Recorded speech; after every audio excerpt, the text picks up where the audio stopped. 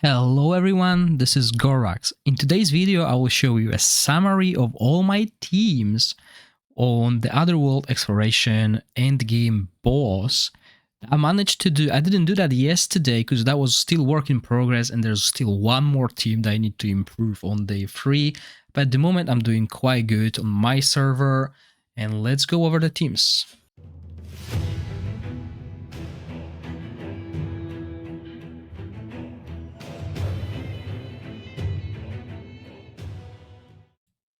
As you can see on the screen, yesterday I didn't do quite 1.2 billion damage. I've done over 1 billion.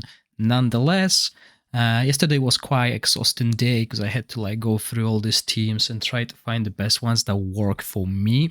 This is my main account, so there is not going to be too much free-to-play friendly stuff. Sadly, we can't really test it on a test server because we don't have any alliance buffs, so it's really hard to give you a good setup that will work. So sadly, you'll need to bear with me and see what I have here. I'm also going to update the spreadsheet. The spreadsheet that you saw so many times previously is the same spreadsheet. The link will be in the description, and that will include all these teams that I've done. So let's look at the challenge record, which will tell us the teams I used. Let's go from the bottom. The bottom is the first team. So this is my burn team. I call it budget burn. I mean, I don't have any super strong burn heroes except for Durem. Durem is the main damage dealer here. He can basically outdamage anyone in this team, although I have Arrakis. So I'm building him full offensive with crit rate, crit damage, and you can see all the videos about these teams in separate video format. So he does very well. Arrakis is there to supplement him. As you can see, I'm using downpipe organ. He is doing way less damage, but he helps Durem.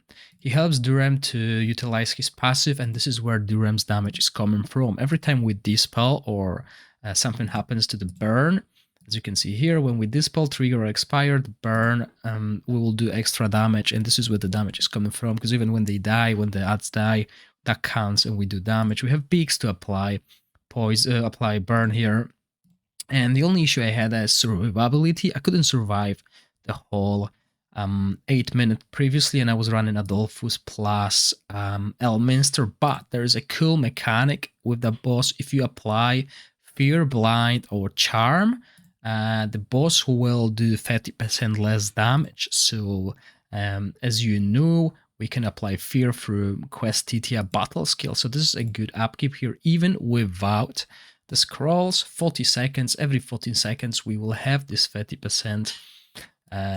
Well, if we hit it, because obviously you can see that chance there is not 100%, but this gives us a 30% damage mitigation. So we really need only one healer / shielder Adolphus, and I don't have Elminster artifact yet. Now the next team is the team that I think is the easiest one to pull off if you have those heroes. Even if you don't have Ripikas or you don't have Huldork, you can still do that. The reason for that is we use Ripikas to apply these debuffs and do the defense penalty. If you don't have him, you can use Curza to apply random and multiple debuffs, which will help. It won't be as good as this is, but the main damage is coming from Zarlov. Zarlov is built full damage. You don't even need this downpipe organ. You can go for another artifact to boost his damage. As you can see, his crit rate, crit damage. We have Megan here to increase healing. We use this artifact to increase her healing, although she doesn't scale with enlightenment. But we want that. We want extra healing through the set as well. We used Zadok, who is another amazing damage dealer. Fully scrolled. I finally scrolled him. And I'm using Huldork for the same reason. As you can see, we got stun here and we got blind. So every time he blinds an enemy, we got minus 30% damage. But it's not needed. Really, I realized that later, after I've done this team, I could probably move Huldork here and do even better. Because we got Fear on the ultimate on Zarlov. Basically, this team can stack this minus 30% damage up to quite a lot of stacks, so the boss does nothing to us. And this is why it's so cool and you play totally auto. When it comes to my weakest team is the poison team again. And just as a reminder, guys, there will be a specific videos going in depth over these teams and skill timings and everything. This is just me showing off, basically. And it maybe give you an idea in a single video covering all the teams that I've done and some replacements. So this is my weakest team. Yesterday I had issues with surviving. Today I have issues with damage. Okay, I can survive. I increased HP and I changed a few things. So first things first, we use Fur Buff to give us attack penalty and some healing. We need that healing. We also use Horn to boost the damage of the heroes he heals, and he heals everyone. So we have extra damage, and this is the best artifact for Fur Buff. We use Hexandra here with haste. Okay, we want her to cast her skill as much as possible so we can both survive and everything. We can use Cypherus as well, it will work. Now the damage, we use Stegamuffin. This is the best hero here for this content because the boss gets 10% damage increase for every debuff that we applied, and he can apply 5 debuffs himself, plus attack penalty and defense penalty. We are having 7 stacks. However, so we got 5 stacks here plus defense down, which is a 6 stack, right? So 6 stack plus 7 stack from the crown and 8 because I'm running ally with accuracy. See this 182 accuracy? It is enough to proc it at least once during the fight, which then stays, and we have this 8 stacks. But most of the time it's like 7 because obviously Stegamuffin is also RNG'd. Sometimes there's a whole fight where he doesn't apply like recharge speed penalty. So yeah, the damage is coming from ally as second damage dealer. I'll cover that team and tell you what's happening here. So yeah, I'm missing a little bit of damage, and it's not because of ally's accuracy. I've tried it previously and it's still missing a little bit. And we are using Sigrid. There's a cool and neat trick with Sigrid, how to cast double ultimate on that, and I will explain that in a separate video once I get this team to 200 million. So Sigrid with Eyeball of the Giant, Inventor set, because this boosts the damage, and no accuracy. We don't care about applying healing prohibition and attack penalty. We have other heroes to do it. And yeah, this team 189 million, so there's an 11 million damage increase potential that I can do here, because after 200 million the boss is taking minimum damage. He's basically taking 10% of the damage you do because he's got 90% damage mitigation. We have my next team, which I thought is going to be the strongest team, and I already released video covering it, and I actually even improved Nissa. So it's quite a cool team. We use Enlightenment Aura, and we utilize our Enlightenment heroes like Shinaktan plus Nissa here, and we use Nathaniel to absorb the damage with shields and gives us a little bit recovery over time. And I brought in Vikik, which again I might consider replacing and bring in someone else that will be a surprise for the next time, because I realized after I played with the single teams here that there might be another viable option, because we have shield and heal here. Yeah, so the rotation here is very important. We cast Nissa's ultimate manually, then we cast Shinaktan, and we pop with Perkunta. And I thought this is going to be my strongest team, really.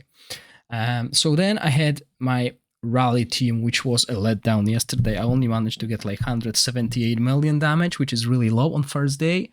And the reason for that was I was lacking damage, even with Pargu. Okay, I had Pargu previously, but I was using Taflin here, or Sagomir, because at first I had issues with surviving, but then I changed. I put full haste set on Garius, and he's with 16.9 seconds now, and it's enough. It's enough to keep the team. Plus, we have an extra healing if we need it from Voresh attacks, and Voresh is here to apply Witch's Remain on everyone. Plus, also gives us a damage boost when he does so. Pergu is played on default, no scrolls here, as you can see, and he's got the same role as Tagamuffin.